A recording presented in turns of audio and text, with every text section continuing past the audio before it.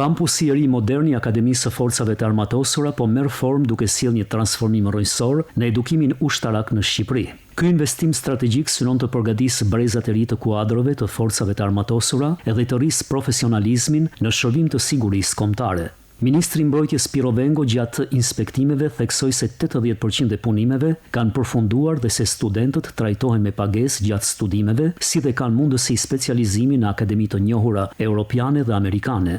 Vengu tha se programet e reja do të përfshin profilizime jo vetëm ushtarake, por edhe në fusha të tilla si masteri në sigurinë kibernetike. Jemi në kantierin e fazës parë të punimeve të kampusit ri të Akademisë Forcave të Armatosura, sipërfaqe të konsiderueshme, po edhe për akomodimin jo vetëm të kapaciteteve dhe nevojave aktuale, po edhe të gjitha parashikimet që kemi për forcën e armatosur dhe stërvitjet deri në vitin 2030. Një godin praktikisht prej 1700 metra shkatror, por 7500 metra katror sipërfaqe.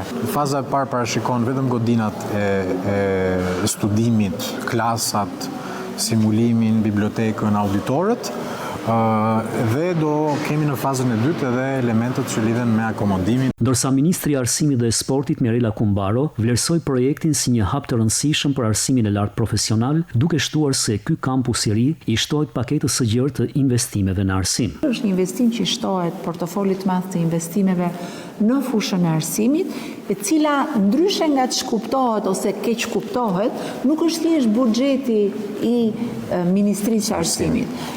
Portofoli që qeveria shqiptare investon në sektorin e arsimit është në fakt dhe Akademia Ushtarake, siç është dhe Shkolla e Magjistraturës, siç është dhe arsimi profesional, që sot apo Akademia e Sigurisë e kështu me radhë, apo investimet që bëjnë vetë bashkitë. Me një hapësirë prej 7600 metra katror, kompleksi i ri përfshin klasa bashkëkohore, auditore, laborator, poligon stërvitor, pishin, mens dhe ambiente të standardeve më të larta ndërkombëtare.